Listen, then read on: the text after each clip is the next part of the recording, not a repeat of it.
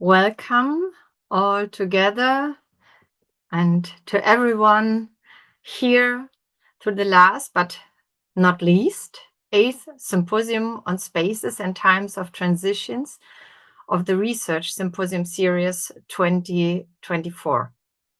For those who are with us today for the first time, STREAM is a network about spaces, times, rhythms, and its movements within the education of adults. It is a transversal network under the umbrella of the European Society ESREA. The ESREA is the Society for Research on the Education of Adults. And the network is focusing on temporal phenomena as key aspects and determinants in any human processes and movements, especially education and learning. The STREAM network is co-hosted by myself. My name is Sabine Schmidt-Lauf, and my two wonderful colleagues here and also co-founders in the network, Fadia Dakar and Michelle Alhadeff-Jones. So the aim of the STREAM network is to invite people around the globe and interested scholars from a broad range of disciplines to critically explore how we conceive the influences and movements of spatial, temporal, and rhythmic configurations through which adults learn, transform, develop themselves in a dynamic, ever-changing world. The purpose of this seminar series, which today comes to a merely provisional end, and as far as already to make public now, because the future is always unknown, to future series maybe as well. The purpose of this seminar series is to explore, to elaborate multiple scales of changes as transitions in adult education and learning movements. We put these explorations under the term of recalibration to unfold a lens of multiple scales of changes, but also to set a starting point on different theoretical, conceptual, and empirical reflections. During the last month, we had a number of brilliant, inspiring, and fascinating presentations, maybe about, for example, liminality and transitions, about life course, transgression, or some of the last ones about virtualization, virtual learning and transitions, and also hybrid learning. So we had different topics here on transition and their scales of changes since we started. And today, I'm especially happy to welcome two German colleagues here. It's Dr. Julia Elven and Dr. Jörg Schwarz. And they will talk about dissipation, kind of a future conceptualization and transitions. And they will take into account the practice theoretical perspective on temporality, change, and organization or organized adult education. It is my pleasure to welcome you both today, and only a few words about their expertise and work before I give them the floor. Dr. Julia Elven is a postdoctoral researcher at the Chair of Education with a focus on organizational education at Friedrich Alexander University in Erlangen-Nuremberg. And she's deputy project leader and a National Foundation DFG funded research project Responsible Science ? At the Marburg University. She wrote her doctoral thesis on social change as change in social practice. Her research focuses on the interplay between organization, education, and social transformation processes, especially related to sustainability transformation, organizational learning, career research, science, and higher education research. And the second one is Dr. Jörg Schwarz. He is a postdoctoral researcher also at the Philipps University in Marburg, Germany, where he works in a project on the social responsibility of academia. Until recently, he worked at Helmut Schmidt University in Hamburg in a project on time and learning in adulthood. His research areas are adult learning and education, also organizational research and organizational education, but especially time and temporality in pedagogical fields. So I'm very happy to be able to pass on to you now, and I'm looking very much forward to your presentation.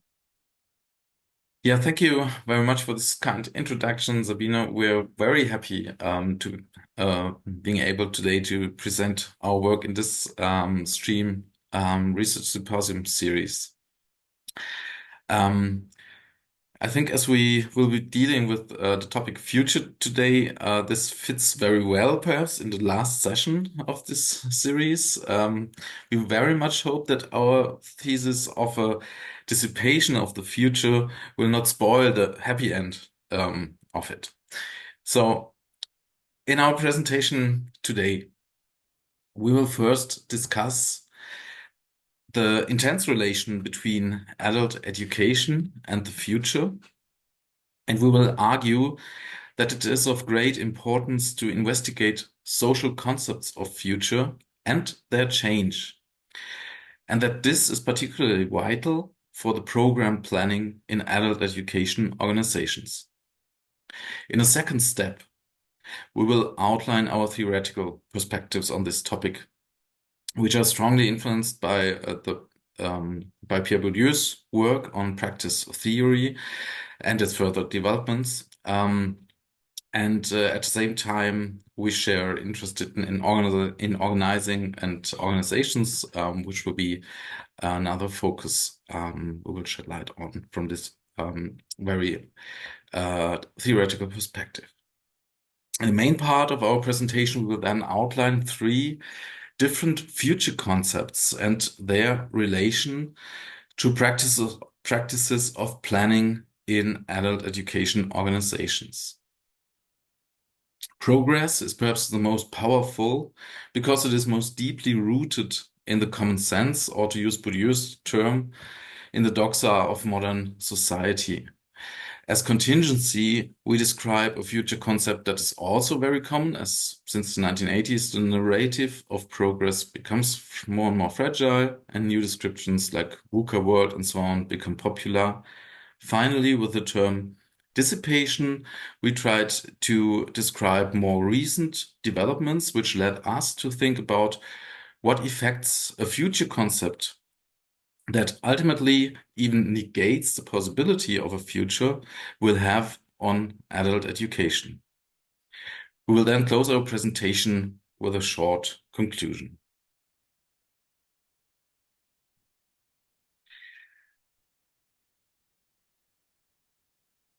The realization is as obvious as it is far-reaching. All education, and of course, also adult education, is somehow directed towards the future. A pedagogical perspective is thus always a future-oriented perspective. As Sabine Schmidt-Lauf points out in her model of temporal basic references, in adult education processes, it is always about a balancing of past, present, and future references. And of course, the past is of great importance because it brought our adult learners to us, and their biographical experiences determine what we can do and what we can't do with them. And of course, the present is relevant, not only because here often lies the reason for participating in adult education, but also the specific situation that structures our pedagogical options for action in a limiting way. But the direction of the pedagogical intervention is future-oriented. We ultimately aim to make a future difference with our interventions. We foster change, development, transitions, transformation as processes into a different, a new, and hopefully a better future. This is not only true with single addressees or participants in mind, where we try to support biographical developments that ultimately lead to better chances for social and cultural participation. Adult education is not limited to focusing on individuals. We also support groups, organizations, or local communities in gaining knowledge and competences needed for their further development in future. And ultimately, in a joint effort with other parts of the education system, adult education has a duty to support societal development and foster social change in a globalized world, even on the level of the world society.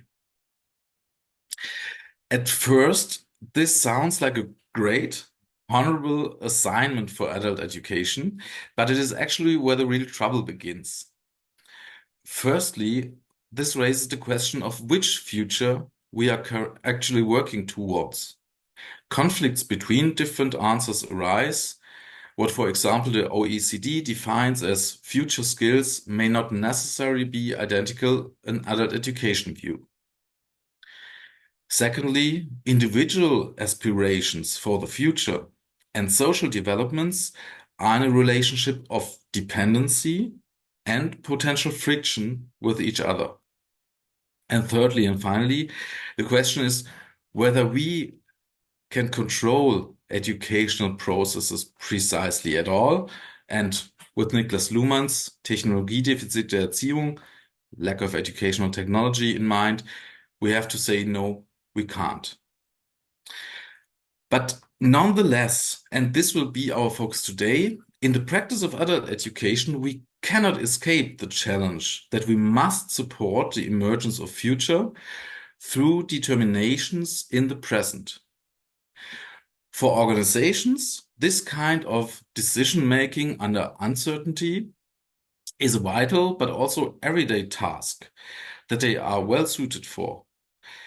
In organizational studies and management discourse, it is usually discussed under the term planning. For adult education organizations, such a current determination for the future is materialized in their programs. The program thus can be seen as a performance promise, as Nolda puts it, for the future to the addressees as well as to society. Especially in the German discourse of adult education research programs as the material output, as well as the underlying processes of program planning in adult education organizations are intensively studied research topics. When we asked ourselves if and how different future concepts have influence on adult education, we therefore also focused on the future-oriented organizational practice of program planning and asked, how do planning processes in adult education organizations relate to changing concepts of future within the field? We have published the results of our reflections in an article, which you find here, which is unfortunately only available in German, but which we have therefore taken as a basis for our presentation today.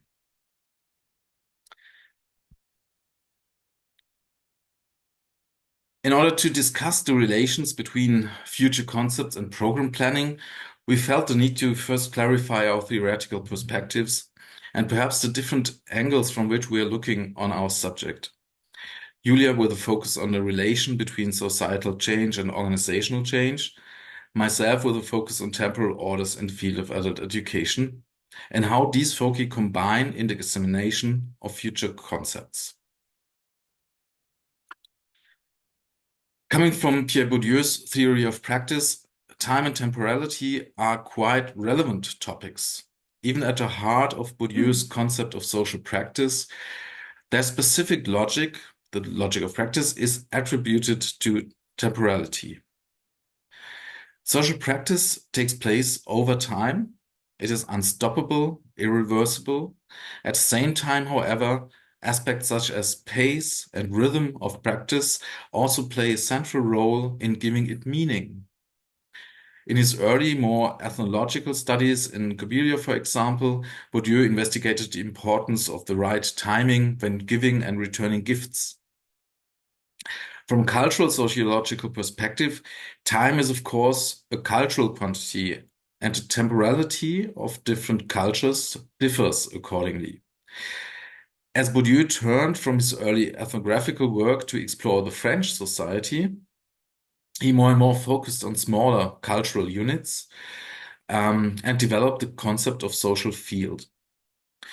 On the one hand, this connects to a classic view of social differentiation, in many points similar to a systems view, but without functionalist burden. Rather, Bourdieu understands social fields as relational social formations, not unlike social networks. He emphasizes to think in terms of field is to think relationally. Social fields have their very own rhythm and pace. Actors who are new to a social field might experience this as an irritation with unusual temporal conditions. We can witness this, for example, with students and their uncertainties within the academic fields and its temporality.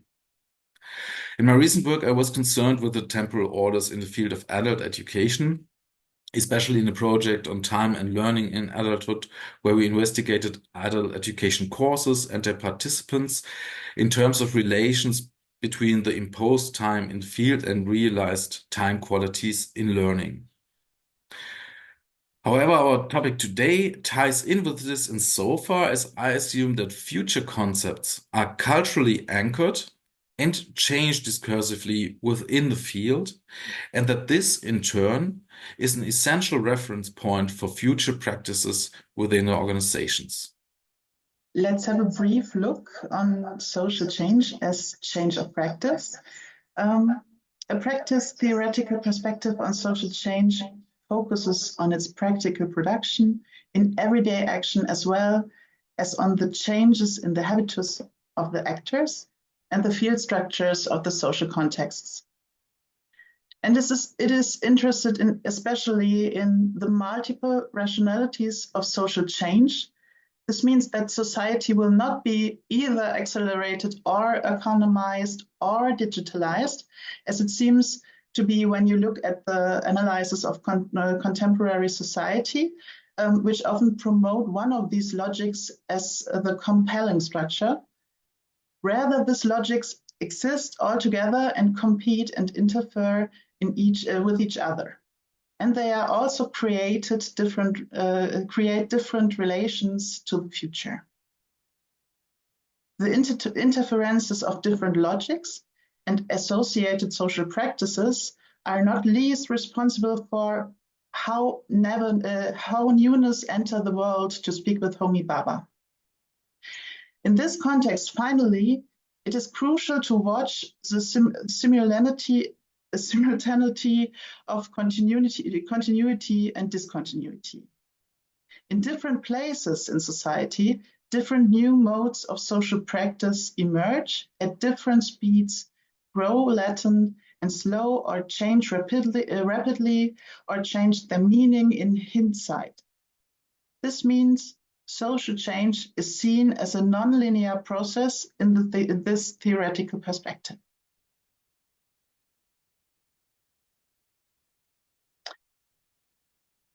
And if we have a look on organization and learning now, in a practice theoretical perspective, we understand organizations as arrangement of social practices. At the same time, these organizations form social fields, as Jörg described, which structure practice in a certain way and produce rationalities of action that are also related to perceptions of the future. We understand change in organizational structures and practices as organizational learning processes. That means that they are relatively permanent and coordinated changes in organizational practice patterns and knowledge systems as a result of the implicit processing of learning occasion. Change in usually implicit concepts of the future that guide actions and decisions in an organization can therefore be understood as changes in the knowledge system. These changes have far-reaching consequences for organizational practice. that as a short backdrop where we produce now our future concepts on. Yes, thank you. That is why we are taking a closer look at the future concepts. First, we have a look at the classical concept of progress. The concept of progress is deeply embedded in modern culture and is still crucial to our imagination and thinking of the future. The Enlightenment and modern society address progress as a general knowledge and technology-based improvement of the human conditions. The concept of progress describes a linear, universal, and unidirectional development of the world from the past to the future. You might think here of the proto-sociological stage model of society, such as from Marx or Comte. Immanuel Kant considered this progress from the worse to the better to be the destiny of mankind. But this progress must be actively realized through intellectual work, through a better mastery of nature and technical innovations. This basis for this active improvement is knowledge. The basis for this active improvement of knowledge is knowledge, science, and education. Sorry. The need to produce progress actively means in return that innovation can always fail and turn into their opposite. So regression on the path of progress theoretically is always possible. But through the socially widespread progress optimism, such as we have, for example, in times of Wirtschaftswunder, the progress movement becomes compelling. The possibility of a regression is, in fact, of course, not deniable, but it is considered unlikely and disappears out of sight. In fact, the experience of contingency was very limited, especially in the middle of the 20th century during the period of organized modernity, as Peter Wagner calls it. Due to strong social conventions, institutions of life courses, and role models, the future seemed not only easy to plan, but in some ways also close to scripted. And in this context, the education system, and indeed organized adult education, mediates between personal and social developments. So it is a crucial driver of progress.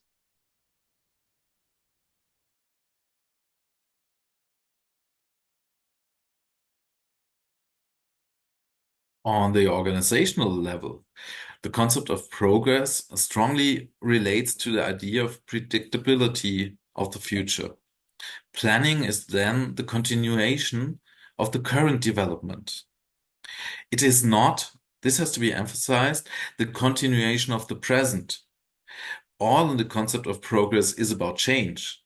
This makes it a modern concept in difference to pre-modern concepts of time, where we predominantly find circular time concepts, for example.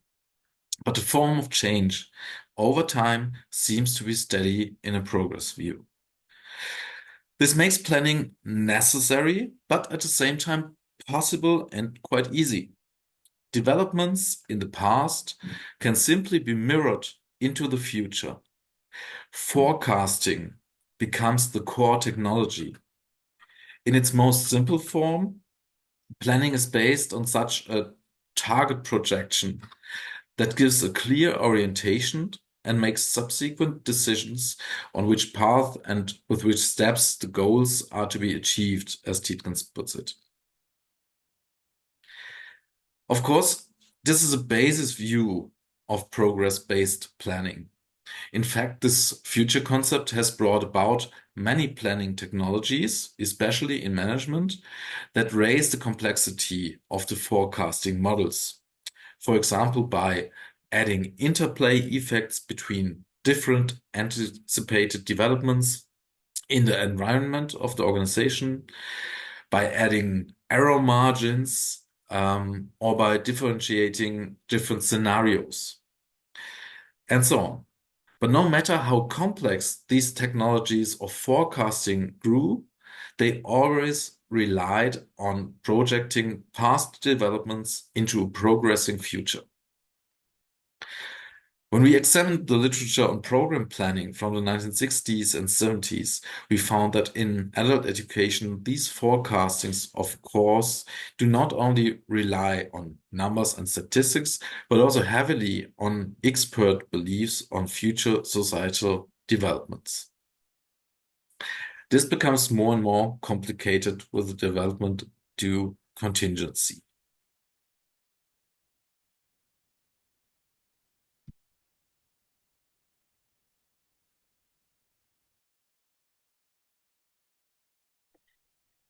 At least in the 1990s, the common sense of future changed.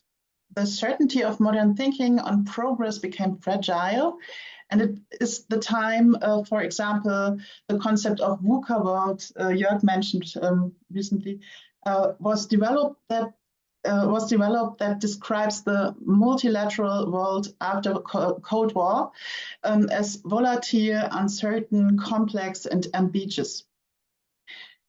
In these times, contingency is becoming a dominant concept of the future. It means that the future emerges in the undetermined space between necessary and impossible development. So, where the concept of progress creates a clear orientation for action, the awareness of contingency now creates ambiguity. Openness and multi-optionality become an essential condition of this kind of future-oriented practice. With the awareness of contingency, people's sense of possibilities is also growing in the scope for action, and the scope for action is expanding. People are no longer bound to a few gender roles or certain stages in their life course. At the same time, these freedoms are linked to uncertainties and sometimes precariousness. And this poses new challenges for adult education at last. Because identity and life trajectory can, and to some extent must, be constantly and individually created, educational processes are made permanent and permanently crucial. Lifelong learning can be read as the counterpart of this development. The standardization of biography and strict conventions of everyday life, which were part of the one-directional path gesture of progress, are becoming fragile. The spreading contingency requires permanent education-supported adjustments on an individual and societal level. As the hope fades that future developments can be anticipated, planned, and developed into long-term educational programs, the focus of adult education is shifting from continuity to discontinuity, from clarity to ambivalence, and from coherence to conflict.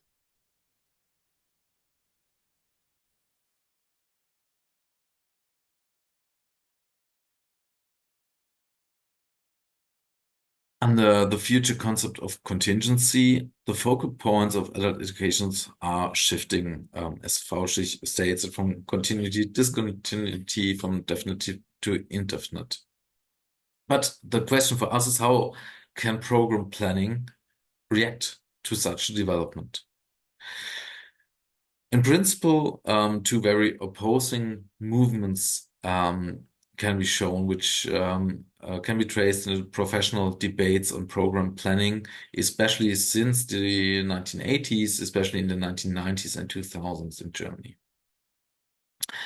The first strategy is a pragmatist strategy, which strictly centers on the feasibility as a primary criterion for program planning. And this idea favors educational goals that can be surely achieved in a given period of time and by specific means that can be ideally measured in their causal effects and so on. But on the other hand, we of course, this is a perspective which also gives up on all educational utopian thinking, you could say. The other way around, the other option is the one of a critical reflection. A very prominent idea of a critical reflection of future practices lies in all those different post discourses that address traditional categories of thought, perhaps in post-colonial, post-growth, post-neoliberal, and so on discourses, without defining a specified after in more detail.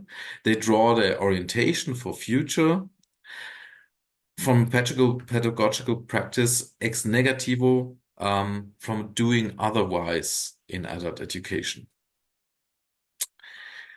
But probably, besides these two positions, the probably most successful form of working on the future under contingency conditions is due to the fact that since the 1990s in particular, adult education in Germany has undergone a major reorganization in which comprehensive market mechanisms have also been introduced into the area of public services, with the so-called new public management especially. The planning authority at least partly shifts from organizations to addressees and stakeholders. A market-based control mechanisms allow a continuously adapting and self-regulating orientation towards the needs of participants, but only as long as these needs are translated into purchasing and participation decisions. This overlooks, of course, that customer orientation means something fundamentally different from participant orientation as a pedagogical principle in adult education. What has been discussed, in part as a strengthening of the freedom of choice of addressees in adult education, is in fact a responsibilization of the learning subject.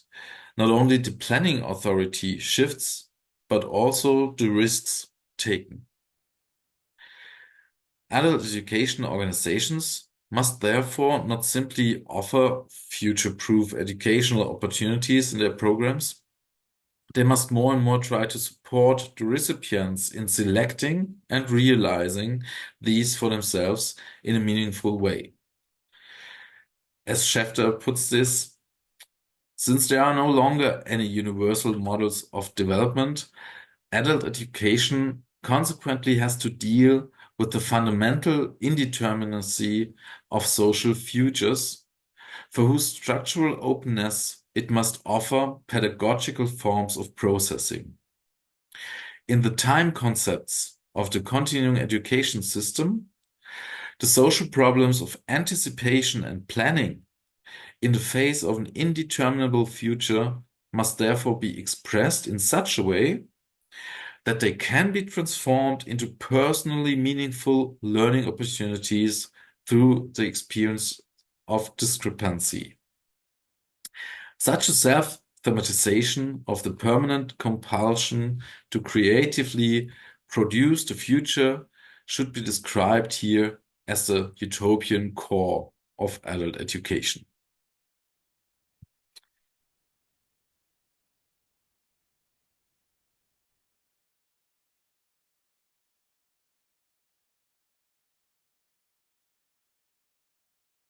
So, and now the dissipation. In the current context of a landscape of interrelated crises, as Platzer calls it, arise dystopian ways of thinking about the future. Ulrich Bröckling recently worked out that narratives of catastrophe and apocalypse have increased in the late present. In other words, in addition to contingency-related thinking about the future, there is also an increasing talk of the end of the future. And while contingency is characterized as challenging and sometimes upsetting, but all in all is framed with hope due to the perceived expanse of possibilities, the anticipation of the loss of the future tends to desperation. Shrinking and loss of the future can be understood as dark side of modern progress, because they go together with the disappointment that the expected better future, which is so typical and crucial for the modern thinking, is losing credibility and plausibility. What emerges here can be seen as the outline of a third concept of future, which we called dissipation. The term comes from the physics and means a dissolution or dispersion of macroscopic energy into many microscopic amounts of energy, which is usually considered a waste of energy, like friction loss. These three sub-processes, dissolution, dispersion, and friction, can be used as heuristics for 3 lines of discourses on future loss. Dissolution describes the most radical form of dissipation. The future is negated with reference to shrinking resources, climate change, extinction, and the associated potential for global conflicts. Even if it does not claim the end of the world, it at least claims a fundamental break in continuity, which means a loss of the former anticipated and desired future. The remarkable thing about this concept of future is that in its extreme version, it also asserts linearity, but with a negative twist. In the second line of discourse, the future is dispersed in the form of an objectively verifiable and subjectively experienced shrinking of opportunities for action and development. The faith in progress is coming to an end, and for different reasons. On the one hand, we have an ongoing and in some cases offensively demanded limitation of modern lifestyles. You might think about the loss of prosperity, but also of the political programs of post-growth. And on the other hand, we have the collapse of social structures that were taken for granted. If established future logics, such as a standard biography or education-based social advancement, lose their orienting power, plans and strategies for action dissipate and become disconnected from reality. And finally, the third discourse line of dissipation, the friction. Here, the future is threatened by the loss of a normative consensus and emerging social conflicts. The polarization of opinions is putting the future at risk. For example, the future of democracy, globalization, capitalism, or socio-ecological transformation. The struggle to shape the future in the right way could hinder any form of the future or culminate in destructive conflicts. These 3 lines of discourse, dissolution, dispersion, and friction, illustrate how the dissipation of the future is constituted in the dark side of both progress and contingency. On the one hand, it arises in the negation of modernist utopias and progresses, and on the other hand, in the impossibility of agency due to optionality.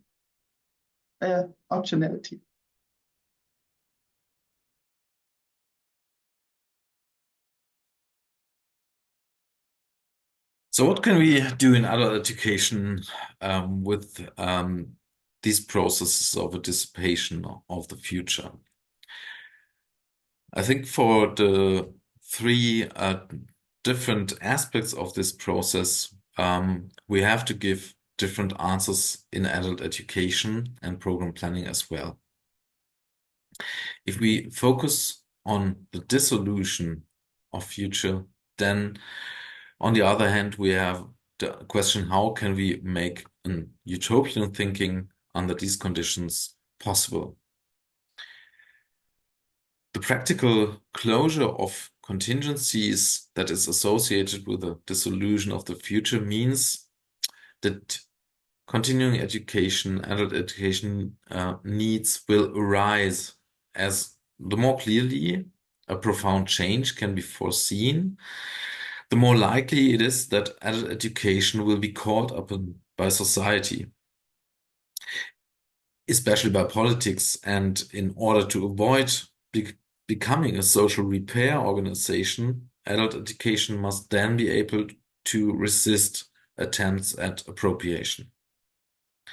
The potential direction of impact ranges between the planned processing of radical ruptures, a kind of a management of the decline, the establishment of a new utopia, or a turning away from the future at all. Especially in order to preserve or restore an utopian momentum within adult education organizations must consistently focus on opening up future spaces of possibility. In order to open up possibilities for action, despite the premise of hopelessness, they must be able to, as Oerker says, ensure optimism in the midst of decay, an absurd and yet necessary task. And in fact, I at least have brought one little example that this is of concern for the adult education practice. Indeed, as we may see here in this course offering from Freie Universität Berlin, who offer a continuing education course, especially for educators and youth workers, with the title Positive Futures, die Hoffnungswerkstatt, a workshop for hope. Such offerings in adult education try to give the room and time to find new utopian ideas and to just discuss them with others. And it will be of increasingly importance to give these rooms. At the same time, perhaps to add that, of course, this is something we have to critically assess as adult education researchers in how far such course offerings can lead to common creation of a positive future, or in how far this is only a place where we can where some kind of the concerns are somehow hold small, but no fundamental change is brought about. So I see this also very critical. For the second process, dissipation and planning, dispersion, the positive point would be empowerment, of course. As we have seen, the dissipation is in very different way a problem for individuals. The future shrinking happens in a socially unequal way. While the climate catastrophe, for example, threatens to restrict our freedom of action globally in the future, we have to see that the chances of retaining some room for action vary deeply according to social position and capital resources. We can have a short look on how this is discussed as well publicly with this example where it discusses that Mark Zuckerberg is building a private apocalypse bunker in Hawaii, and we hear that from others as well. So beside these extreme these extreme discussions, we know that the global north is in a whole lot other way confronted with this change as the global south and so on. So dispersion means also we will have to deal with socially different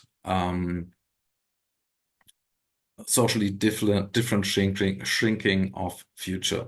Adult education organizations are confronted with two tasks here. On the one hand, they must, of course, accompany a kind of a mediation of changed and perhaps shrinking social opportunities for the future, disappointed promises of progress, thwarting and anticipated living conditions, and so on, with the individual life plans of the addressees.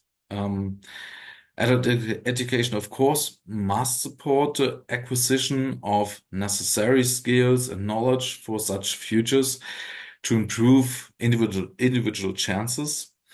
But on the other hand, adult education must also promote people's ability to articulate themselves politically, both through reflection and the development of competences, as well as through communization, in order to being able to combat social inequalities of participation in the future. For the third aspect, friction, we see polarization of the public discourse and increasing conflicts between divergent knowledge orders. Ideas about the future diverge so fundamentally between different population groups that compromise and a common endeavor are becoming increasingly difficult. Adult education organizations can offer spaces and time for participatory exploration of the future, following on from Andreas Reckwitz's suggestion of replacing future planning with future exploration. Adult education organizations can bring about or can bring together socially conflicting concepts of the future into a productive dialogue and contribute to the development of viable futures. More open futures can be developed through the pedagogically challenging promotion of perspective taking and empathy, as well as through the teaching of techniques of exchange and negotiation. For Germany in particular, adult education should be more strongly orientating towards the traditional lines of community education that are traditionally stronger in other countries. It is precisely at the level of local communities that a future that is livable for all can be realized, perhaps in concrete projects. We come to our conclusion.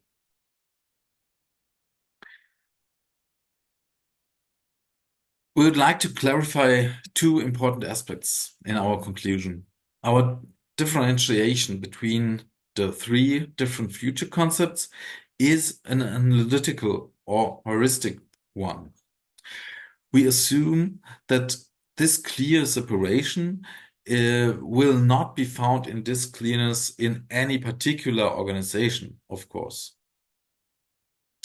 Rather, we will find mixtures of these future concepts, but we assume that different concepts of future can become dominant in different sub-discourses. The same applies to the impression of a historical sequence of these three concepts. Here too, we assume that we are dealing with a differentiation in whose history a variety of simultaneities can be found, while we also believe that we can distinguish historical phases of dominance of one or the other concept. Against the background of our theoretical perspective, we understand these discursive overlaps as an expression of ongoing struggles for interpretative sovereignty. Second, our differentiation is based on an examination of the discourse on program planning and its inherent future concepts. We strongly believe that further empirical research is needed, and we hope that we will be able to do that in the future, especially for some specific questions. First, for social inequalities and their connection to future concepts in their relevance for educational needs of adults. Second, for the practical interlinking of the different future concepts and their pedagogical handling. And last, we have to shed more empirical light on the planning practices, on changing planning practices in adult education organizations on the background of dissipative concepts of the future. Yeah, well, thank you very much for your attention. Thank you.